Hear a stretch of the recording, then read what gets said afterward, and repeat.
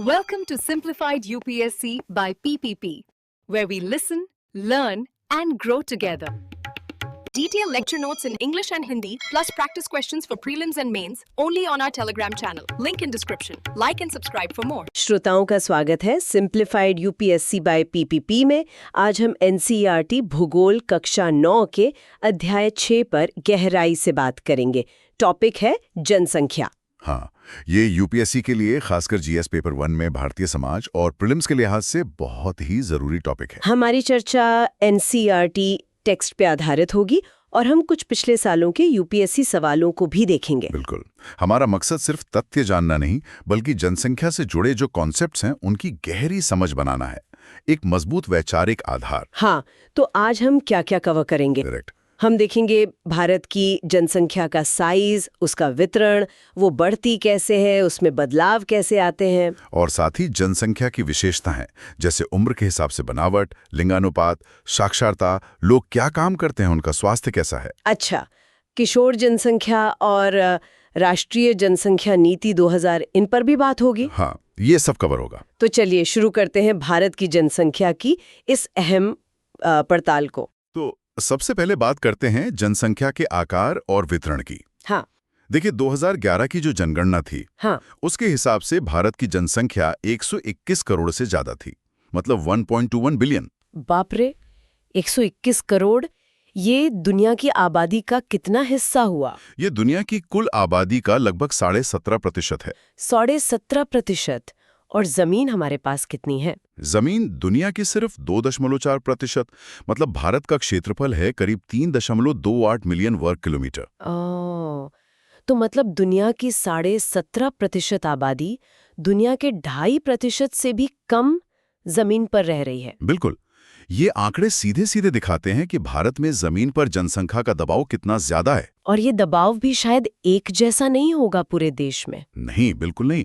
जनसंख्या का वितरण बहुत ही असमान है, बहुत ज्यादा। उदाहरण के तौर पे जैसे उत्तर प्रदेश को लीजिए, देश का सबसे ज्यादा आबादी वाला राज्य। हाँ, भारत की कुल जनसंख्या का लगभग 16%, यानी करीब 199 मिलियन लोग अकेले यूपी में रहते हैं। 16%। और दूसरी तरफ सिक्किम जैसा पहाड़ी राज्य है, वहां सिर्फ 0.6 मिलियन, या लक्षद्वीप, वहां तो बस 64,000 के करीब। इतना ज्यादा फर्क। हाँ, और लगभग आधी आबादी, सोचिए, देश की आधी आबादी सिर्फ 5 राज्यों में रहती है, यूपी, महाराष्ट्र, बिहार, पश्चिम बंगाल और उस समय का आंध्र प्रदेश। अच्छा, और राजस्थान जो क्षेत्रफल में सबसे बड़ा है? वहां देश की सिर्फ 5.5% जनसंख्या है। तो इस भारी असमानता के पीछे मुख्य कारण क्या है? भौगोलिक, आर्थिक? देखिए, मुख्य रूप से तो भौगोलिक कारक ही जिम्मेदार हैं, हालांकि सामाजिक आर्थिक कारण भी हैं। जैसे मैदानी इलाके हैं, जहां जमीन समतल है, मिट्टी उपजाऊ है, पानी मतलब बारिश पर्याप्त है। हाँ, जैसे उत्तरी मैदान। बिल्कुल, वहां जनसंख्या बहुत घनी होती है। इसके उलट पहाड़ी इलाके हैं, ऊबड़ खाबड़ जमीन है या रेगिस्तान है, जहाँ रहना मुश्किल है। हाँ, जहां खेती करना रहना मुश्किल है, वहां लोग कम बसते हैं। प्रति इकाई क्षेत्रफल में आमतौर पर हम प्रति वर्ग किलोमीटर लेते हैं, उसमें औसतन कितने लोग रहते हैं। अच्छा, तो भारत का जनसंख्या घनत्व कितना था 2011 में? 2011 में भारत का औसत जनसंख्या घनत्व 382 व्यक्ति प्रति वर्ग किलोमीटर था। 382, ये तो काफी ज्यादा है। हाँ, वैश्विक स्तर पर काफी ज्यादा है, और राज्यों के बीच इसमें भी जबरदस्त अंतर है। जैसे बिहार में यह घनत्व 1102 व्यक्ति प्रति वर्ग किलोमीटर है। 1100 से ज्यादा? हाँ, और दूसरी तरफ अरुणाचल प्रदेश में सिर्फ 17 व्यक्ति प्रति वर्ग किलोमीटर। और सिर्फ 17? जमीन आसमान का फर्क है। बिल्कुल बिल्कुल। तो उत्तरी मैदान और दक्षिण में केरल जैसे राज्य हैं, वहां घनत्व बहुत ज्यादा है। कारण वही समतल मैदान, उपजाऊ मिट्टी, अच्छी बारिश। जबकि असम और ज्यादातर प्रायद्वीपीय राज्य हैं, जहां पहाड़ी कटाफटा भूभाग है, बारिश मध्यम या कम है, मिट्टी कम उपजाऊ है, वहां घनत्व मध्यम है।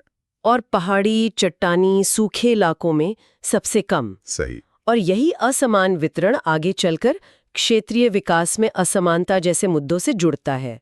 मेंस में इस पर सवाल बनते हैं। ठीक है, ये तो हुई आकार और वितरण की बात।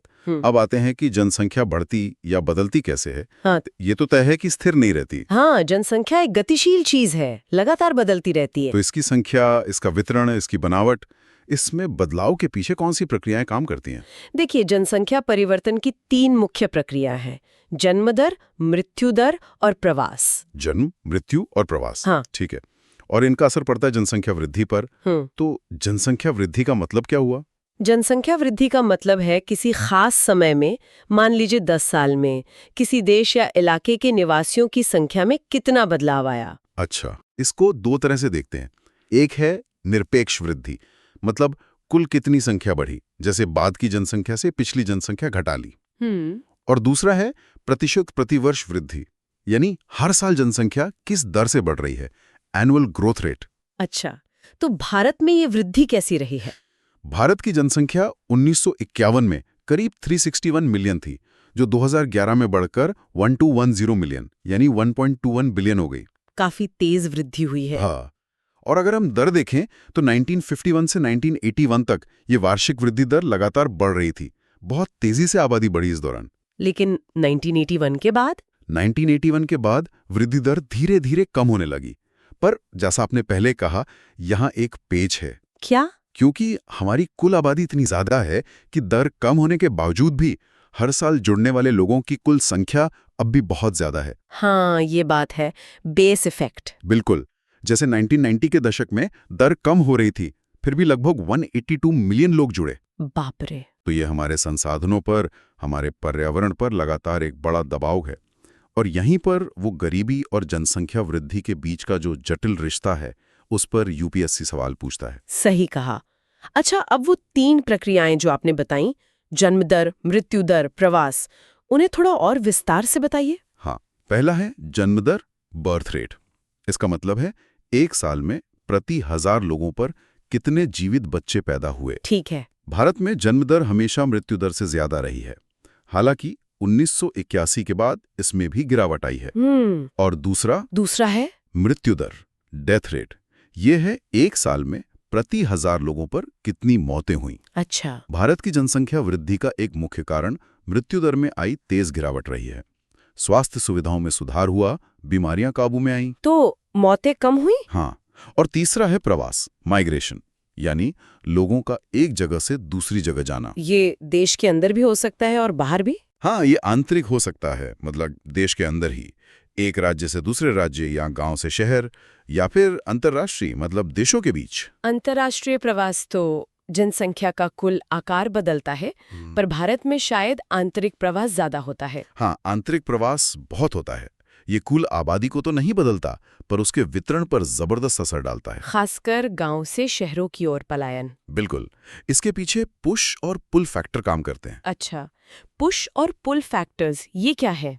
पुश फैक्टर वो होते हैं जो लोगों को गांव छोड़ने पर मजबूर करते हैं, जैसे गरीबी, बेरोजगारी, खेती में दिक्कतें। और पुल फैक्टर वो होते हैं जो शहरों की तरफ खींचते हैं, जैसे रोजगार के बेहतर मौके, अच्छी जिंदगी की उम्मीद, बेहतर सुविधाएं। समझ गए। और यही शहरीकरण से जुड़ी चुनौतियां और अवसर पैदा करता है, जिन पर मेंस में सवाल आते हैं। एकदम सही। आंकड़े भी यही दिखाते हैं। शहरी आबादी का हिस्सा 1951 में करीब 17% था, जो 2011 में बढ़कर लगभग 32% हो गया। काफी बढ़ गया। हाँ, और इसी दौरान 10 लाख से ज्यादा आबादी वाले शहर, जिन्हें मिलियन प्लस सिटीज कहते हैं, उनकी संख्या 35 से बढ़कर 53 हो गई। अच्छा। और ये प्रवास सिर्फ वितरण नहीं बदलता, ये शहरों और गांवों की आयु और लिंग संरचना पर भी असर डालता है। दिलचस्प। तो ये तो हुई जनसंख्या के आकार, वितरण और वृद्धि की बात। पर जैसा आपने शुरू में कहा था, सिर्फ संख्या ही नहीं, जनसंख्या की गुणवत्ता या उसकी विशेषताएं भी बहुत जरूरी हैं। हाँ, बिल्कुल। जैसे कि आयु संरचना, लिंगानुपात, साक्षरता, व्यावसायिक संरचना और स्वास्थ्य। और उन्हीं से जुड़ा है डेमोग्राफिक डिविडेंड का कॉन्सेप्ट। सही। तो सबसे पहले देखते हैं आयु संरचना, एज कॉम्पोजिशन। ये बताता है कि आबादी में अलग अलग उम्र के कितने लोग हैं। इसे कैसे बांटा जाता है? मोटे तौर पर 3 ग्रुप्स में। पहला, बच्चे, आमतौर पर 15 साल से कम। ये आर्थिक रूप से उत्पादक नहीं माने जाते। इनको पोषण, शिक्षा, स्वास्थ्य की जरूरत होती है। 2011 में भारत में ये करीब 34.4% थे। 1/3 से ज्यादा। हाँ। दूसरा ग्रुप है कार्यशील आयु का, 15 से 59 साल। ये आर्थिक रूप से उत्पादक होते हैं और जैविक रूप से प्रजनन करने वाले भी। ये देश का वर्कफोर्स हैं। भारत में ये करीब 58.7% थे। सबसे बड़ा ग्रुप यही है। बिल्कुल। और तीसरा है वृद्ध, यानी 59 साल से ज्यादा उम्र वाले। ये रिटायर हो सकते हैं या शायद काम करते भी हों या दूसरों पर निर्भर हों। भारत में ये करीब 6.9% थे। तो ये बच्चे और वृद्ध हैं, ये मिलकर निर्भरता अनुपात बनाते हैं। मतलब काम करने वाली आबादी पर कितने लोग निर्भर हैं। सही कहा। और भारत में ये जो कार्यशील आयु वर्ग इतना बड़ा है, 58.7%, इसी से जनसांख्यिकीय लाभांश यानी डेमोग्राफिक डिविडेंड की उम्मीद बनती है। लेकिन ये लाभांश अपने आप नहीं मिल जाता है ना? नहीं, बिल्कुल नहीं। ये तभी मिलेगा जब ये बड़ी आबादी स्वस्थ हो, पढ़ी लिखी हो, उनके पास हुनर हो, वरना ये एक बोझ भी बन सकती है। ये एक मौका है पर चुनौती भी। बिल्कुल। अगली विशेषता है लिंगानुपात, सेक्स रेशो। इसका क्या मतलब है? लिंगानुपात का मतलब है प्रति 1000 पुरुषों पर महिलाओं की संख्या। अच्छा, ये क्यों महत्वपूर्ण है? ये समाज में लैंगिक समानता का एक बहुत अहम सूचक है और दुर्भाग्य से भारत में ये अनुपात ऐतिहासिक रूप से महिलाओं के खिलाफ रहा है। क्या आंकड़े हैं? 1951 में ये 946 था, जो 2011 में थोड़ा और गिरकर 943 हो गया प्रति 1000 पुरुषों पर। ये तो चिंता की बात है। और राज्यों में भी फर्क होगा? हाँ, जमीन आसमान का फर्क। केरल में देखिए 1084 है, यानी 1000 पुरुषों पर 1084 महिलाएं। ये तो अच्छा है। हाँ, लेकिन दिल्ली में सिर्फ 866, हरियाणा में 877, बहुत कम। यूपीएससी ने भी इस पर सवाल पूछा था, जनजातियों और एससीज में लिंगानुपात पर। इसके पीछे जरूर गहरे सामाजिक आर्थिक कारण होंगे। निश्चित रूप से। अब आते हैं साक्षरता दर पर, लिटरेसी रेट पर।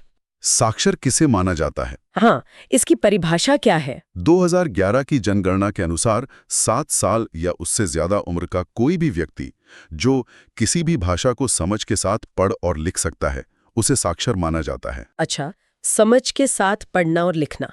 तो भारत की साक्षरता दर कितनी है? 2011 में ओवरऑल दर 73% थी। लेकिन इसमें पुरुषों और महिलाओं में फर्क होगा। हाँ, काफी फर्क है।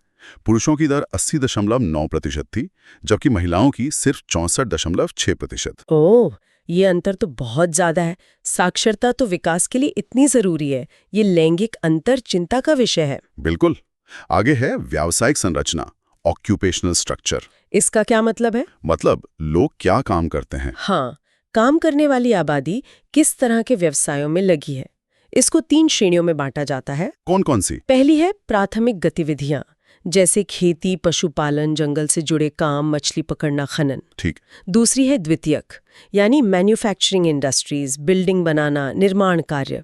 और तीसरी है तृतीयक, इसमें परिवहन, संचार, व्यापार, प्रशासन और सभी तरह की सेवाएं आती हैं। अच्छा, तो व्यावसायिक संरचना का विकास से क्या संबंध है? आमतौर पर जो विकसित देश होते हैं, वहाँ ज्यादातर लोग द्वितीयक और तृतीयक कामों में लगे होते हैं। और विकासशील देशों में? विकासशील देशों में प्राथमिक क्षेत्र, खासकर खेती का दबदबा होता है। तो भारत में क्या स्थिति है? भारत में 2011 के आसपास लगभग 64% काम करने वाली आबादी प्राथमिक क्षेत्र में थी। 2/3 के करीब? हाँ, द्वितीयक में करीब 13% और तृतीयक में 20%। हालांकि हाल के दशकों में औद्योगिकरण और शहरीकरण की वजह से द्वितीयक और तृतीयक क्षेत्रों का हिस्सा बढ़ा है। तो ये एक तरह से विकास का संकेत है? हाँ, ये अर्थव्यवस्था के विविधीकरण और विकास का संकेत है। और आखिर में स्वास्थ्य, हेल्थ। एक स्वस्थ आबादी ही देश की असली पूंजी होती है। बिल्कुल। स्वास्थ्य जनसंख्या संरचना का एक बहुत ही महत्वपूर्ण हिस्सा है। भारत में स्वास्थ्य की स्थिति में कुछ सुधार हुआ है? हाँ, सरकारी कोशिशों से काफी सुधार हुआ है। जैसे मृत्यु दर, जो 1951 में प्रति 1000 पर 25 थी, वो 2011 में घटकर 7.2 रह गई। ये तो बड़ा सुधार है। और जीवन प्रत्याशा यानी औसत उम्र, वो भी 1951 में सिर्फ 36.7 साल थी, जो 2012 में बढ़कर 67.9 साल हो गई। ये भी अच्छा है, लेकिन चुनौतियां तो अब भी होंगी। हाँ, चुनौतियां अभी भी बड़ी हैं। जैसे प्रति व्यक्ति कैलोरी खपत अभी भी जरूरत से कम है। कुपोषण एक बड़ी समस्या है। और एक बड़ी ग्रामीण आबादी तक आज भी साफ पीने का पानी और बुनियादी सफाई की सुविधाएं नहीं पहुंच पाई हैं। इन पर काम करना बहुत जरूरी है, क्योंकि स्वस्थ लोग ही तो देश को आगे ले जाएंगे। स्वास्थ्य सेवाओं तक पहुंच भी एक बड़ा मुद्दा है। बिल्कुल। और जनसंख्या की विशेषताओं में एक और समूह है जिस पर खास ध्यान देने की जरूरत है। कौन सा समूह? किशोर जनसंख्या, एडोलेसेंट पॉपुलेशन, यानी 10 से 19 साल के आयु वर्ग के लोग। अच्छा, टीनेजर्स।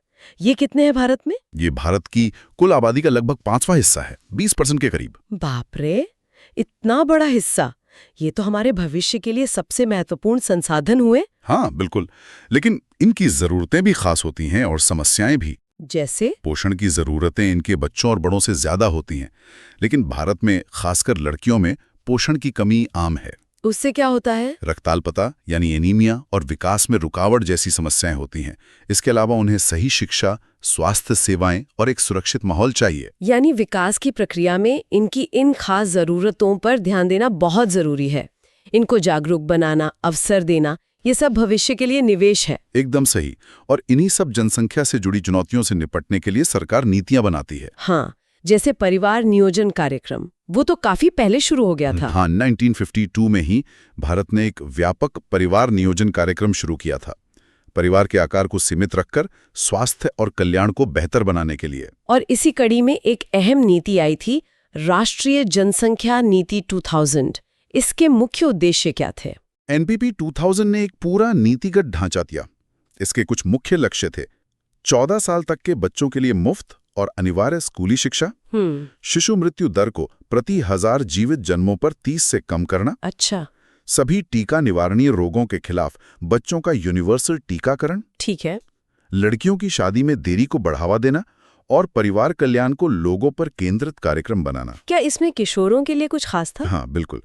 एनपीपी 2000 ने किशोरों को एक ऐसा प्रमुख समूह माना जिन पर खास ध्यान देने की जरूरत है। पोषण के अलावा और क्या? पोषण के अलावा उनकी दूसरी जरूरतों पर भी जोर दिया गया, जैसे अवांछित गर्भाधारण और यौन संचारित रोगों एसटीडीज से सुरक्षा, देरी से शादी और बच्चे पैदा करने को प्रोत्साहित करने वाले कार्यक्रम, असुरक्षित यौन संबंध के जोखिमों के बारे में शिक्षा, सही, गर्भ निरोधक सेवाओं को आसानी से उपलब्ध और सस्ता बनाना और बाल विवाह रोकने के लिए कानूनों को मजबूत करना। यानी काफी व्यापक नीति थी। हाँ, चलिए, अब इस अध्याय के आखिर में जो अभ्यास प्रश्न दिए गए हैं उन पर एक नजर डालते हैं। इससे कॉन्सेप्ट्स और साफ हो जाएंगे। इसको हम चैप्टर रिकैप एंड एक्सरसाइजेस कह सकते हैं। ठीक है, आप प्रश्न बताइए, मैं उसमें अध्याय से जुड़े तथ्य और परिभाषाएं जोड़ता जाऊंगा। नोट्स के लिए अच्छा रहेगा। पहला प्रश्न वस्तुनिष्ठ है। पहला, प्रवास जनसंख्या परिवर्तन का एक कारक है जो प्रभावित करता है। ए प्रस्थान क्षेत्र को, बी आगमन क्षेत्र को, सी प्रस्थान और आगमन दोनों क्षेत्रों को। तो कॉन्सेप्ट ये है कि लोग कहीं से जाते हैं, कहीं आते हैं, तो असर दोनों जगह होता है। हाँ बिल्कुल, प्रवास जनसंख्या की संख्या, उसका वितरण और उसकी संरचना तीनों को ही प्रस्थान और आगमन दोनों जगहों पर बदलता है। तो सही उत्तर है सी, दोनों। ठीक है। दूसरा, जनसंख्या में बच्चों की एक बहुत बड़ी संख्या निम्न का परिणाम है। ए उच्च जन्म दर, बी उच्च मृत्यु दर, सी उच्च जीवन दर, डी अधिक विवाहित जोड़े। यहाँ तो साफ है, ज्यादा बच्चे पैदा होंगे तभी उनकी संख्या ज्यादा होगी। बिल्कुल, उच्च जन्म दर ही बच्चों के बड़े अनुपात का कारण बनती है। उत्तर है ए, उच्च जन्म दर। अगला, किसी क्षेत्र में जनसंख्या वृद्धि का परिमाण, मैग्नीट्यूड, निम्न को बताता है। ए, क्षेत्र की कुल जनसंख्या, बी, प्रत्येक वर्ष लोगों की संख्या में होने वाली वृद्धि, सी, जनसंख्या वृद्धि की दर, डी, प्रति 1000 पुरुषों पर महिलाओं की संख्या। परिमाण मतलब कुल कितनी संख्या बढ़ी। हाँ, जनसंख्या वृद्धि का परिमाण वो असल में एक निश्चित समय में जनसंख्या में जुड़ी कुल संख्या है, जिसे अक्सर हर साल या दशक में जोड़े गए व्यक्तियों की संख्या के रूप में देखते हैं। तो उत्तर बी सबसे सटीक है। ठीक है। आईवी 2011 की जनगणना के अनुसार एक साक्षर व्यक्ति वह है: ए, जो अपने नाम को पढ़ एवं लिख सकता है, बी, जो किसी भी भाषा में पढ़ एवं लिख सकता है, सी, जिसकी उम्र 7 वर्ष है तथा वह किसी भी भाषा को समझ के साथ पढ़ एवं लिख सकता है, डी, जो पढ़ना लिखना एवं अंकगणित तीनों जानता है। यहाँ परिभाषा याद रखना जरूरी है। हाँ, जनगणना की मानक परिभाषा यही है कि 7 साल या उससे ज्यादा उम्र का व्यक्ति जो किसी भी भाषा को समझ के साथ पढ़ और लिख सकता है, वो साक्षर है। तो उत्तर है सी। अब आते हैं प्रश्न 2 पर, संक्षिप्त उत्तर वाले। 1981 से भारत में जनसंख्या की वृद्धि दर क्यों घट रही है? हमने बात की थी कि जन्म दर में गिरावट इसका मुख्य कारण है। हाँ सही। 1981 तक मृत्यु दर तो काफी गिर चुकी थी। उसके बाद जब जन्म दर भी गिरने लगी तो जन्म और मृत्यु दर के बीच का अंतर कम हुआ, जिससे ओवरऑल वृद्धि दर घटने लगी। परिवार नियोजन के प्रयासों का भी असर रहा। ठीक। आई जनसंख्या वृद्धि के महत्वपूर्ण घटकों की व्याख्या करें। वो 3 प्रक्रियाएं थी। हाँ, 3 मुख्य घटक: जन्म दर, बर्थ रेट, मृत्यु दर, डेथ रेट, और प्रवास, माइग्रेशन। जन्म और मृत्यु दर मिलकर प्राकृतिक वृद्धि तय करते हैं, और प्रवास वितरण और आकार दोनों को प्रभावित करता है। अगला आईवी, आयु संरचना, जन्म दर एवं मृत्यु दर को परिभाषित करें। ये परिभाषाएं हमने चर्चा में देखी। हाँ, संक्षेप में दोहरा देते हैं। आयु संरचना जनसंख्या का अलग अलग आयु समूहों जैसे 0 to 14 बच्चे, 15 to 59 कार्यशील, 60+ वृद्ध में वितरण। जन्म दर 1 साल में प्रति 1000 जनसंख्या पर जीवित जन्मों की संख्या। मृत्यु दर 1 साल में प्रति 1000 जनसंख्या पर मौतों की संख्या। और चौथा प्रवास, जनसंख्या परिवर्तन का एक कारक कैसे है? इसका असर संख्या और बनावट दोनों पर पड़ता है। हाँ, प्रवास, खासकर आंतरिक प्रवास, लोगों को एक जगह से दूसरी जगह ले जाकर न सिर्फ वितरण बदलता है, बल्कि ये जहां से लोग जाते हैं और जहां आते हैं दोनों जगह की आयु और लिंग संरचना को भी बदलता है। जैसे शहरों में अक्सर युवा पुरुषों का अनुपात बढ़ जाता है। ठीक है। प्रश्न 3, जनसंख्या वृद्धि एवं जनसंख्या परिवर्तन के बीच अंतर स्पष्ट करें। वृद्धि सिर्फ संख्या की बात है, परिवर्तन थोड़ा व्यापक है। हाँ बिल्कुल, जनसंख्या वृद्धि मुख्य रूप से संख्या में हुए बदलाव, कुल या प्रतिशत में को देखती है, जबकि जनसंख्या परिवर्तन एक ज्यादा बड़ा टर्म है। इसमें संख्या के साथ साथ जनसंख्या की संरचना, उम्र, लिंग आदि और वितरण में जो बदलाव आते हैं, जन्म, मृत्यु और प्रवास की वजह से, वो सब शामिल हैं। प्रश्न 4, व्यावसायिक संरचना एवं विकास के बीच क्या संबंध है? विकसित बनाम विकासशील देशों वाला पैटर्न। हाँ, आमतौर पर जैसे जैसे देश विकसित होता है, उसकी काम करने वाली आबादी प्राथमिक क्षेत्र, खेती वगैरह से हटकर द्वितीयक, उद्योग और तृतीयक, सेवा क्षेत्रों में ज्यादा जाती है। भारत में अभी भी प्राथमिक का हिस्सा बढ़ा है, पर द्वितीयक और तृतीयक का महत्व बढ़ रहा है, जो विकास का सूचक है। प्रश्न 5, स्वस्थ जनसंख्या कैसे लाभकारी है? सीधा सा है, स्वस्थ लोग देश के लिए संपत्ति हैं। बिल्कुल, स्वस्थ आबादी ज्यादा उत्पादक होती है, स्वास्थ्य सेवाओं पर खर्च कम होता है, औसत उम्र बढ़ती है और देश के सामाजिक आर्थिक विकास में उनका योगदान बेहतर होता है। स्वस्थ बच्चे अच्छे से पढ़ पाते हैं, स्वस्थ वयस्क अर्थव्यवस्था में ज्यादा योगदान दे सकते हैं। और आखिरी प्रश्न 6, राष्ट्रीय जनसंख्या नीति की मुख्य विशेषताएं क्या है? एनपीपी 2000 के उद्देश्य। एनपीपी 2000 की मुख्य बातें थी: 14 साल तक अनिवार्य शिक्षा, शिशु मृत्यु दर कम करना, पूरा टीकाकरण, लड़कियों की शादी में देरी, परिवार नियोजन को स्वैच्छिक बनाना और खासकर किशोरों की जरूरतों, पोषण, स्वास्थ्य, शिक्षा पर ध्यान देना। लक्ष्य था जनसंख्या को स्थिर करना और जीवन की गुणवत्ता सुधारना। बहुत बढ़िया। तो ये थी एनसीईआरटी अध्याय 6 जनसंख्या पर हमारी काफी विस्तृत बातचीत। हमने कोशिश की कि सारी जरूरी कॉन्सेप्ट्स, प्रक्रियाएं और आंकड़े साफ हो जाए। हाँ, और अब जाते जाते कुछ मुख्य बातें जो यूपीएससी परीक्षा के लिए खास तौर पर याद रखनी चाहिए। पहले प्रीलिम्स पॉइंटर्स: जनसंख्या घनत्व, जन्म दर, मृत्यु दर, लिंगानुपात, साक्षरता दर, इनकी 2011 जनगणना आधारित परिभाषाएं और भारत के मुख्य आंकड़े। आयु संरचना के 3 वर्ग, बच्चे, कार्यशील, वृद्ध और निर्भरता अनुपात का क्या मतलब है। व्यावसायिक संरचना के 3 प्रकार, प्राथमिक, द्वितीयक, तृतीयक और भारत में उनका मोटा मोटा अनुपात। राष्ट्रीय जनसंख्या नीति एनपीपी 2000 के मुख्य लक्ष्य क्या थे और किशोरों पर क्या खास ध्यान दिया गया। प्रवास के पुश और पुल कारक क्या होते हैं। और हाँ, भारत की जनसंख्या के जो भी लेटेस्ट आंकड़े उपलब्ध हों वो भी जरूरी है। बहुत अच्छे पॉइंट्स। और अब कुछ मेंस अंतर्दृष्टि। ये जो बुनियादी कॉन्सेप्ट्स हमने समझे, इन्हें जनसांख्यिकीय लाभांश यानी डेमोग्राफिक डिविडेंड से कैसे जोड़ सकते हैं, भारत इसका फायदा कैसे उठाए और इसमें स्वास्थ्य, शिक्षा, स्किल डेवलपमेंट की क्या भूमिका है। जनसंख्या वृद्धि और गरीबी का क्या रिश्ता है, क्या एक दूसरे का कारण है या परिणाम, इस पर भी सवाल बनते हैं। भारत की जनसंख्या नियंत्रण नीतियों की क्या सफलताएं रहीं, क्या चुनौतियां हैं और क्या नैतिक पहलू जुड़े हैं। जनसंख्या का जो असमान वितरण है उसका क्षेत्रीय विकास में असमानता से क्या संबंध है? प्रवास से जुड़ा जो शहरीकरण है उसकी मुख्य चुनौतियां क्या हैं, जैसे बुनियादी ढांचा, झुग्गी झोंपड़ियां, और इसमें अवसर क्या हैं? मानव संसाधन विकास के लिए स्वास्थ्य और शिक्षा क्यों इतने जरूरी हैं?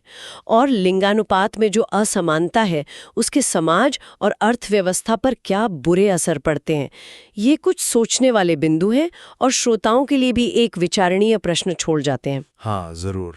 आ रहा है इसका भारत के सीमित संसाधनों पर, पर्यावरण पर, अर्थव्यवस्था पर और दुनिया में भारत की स्थिति पर क्या असर पड़ सकता है, इसके दूरगामी प्रभाव क्या हो सकते हैं, इस पर जरूर सोचिएगा। बिल्कुल।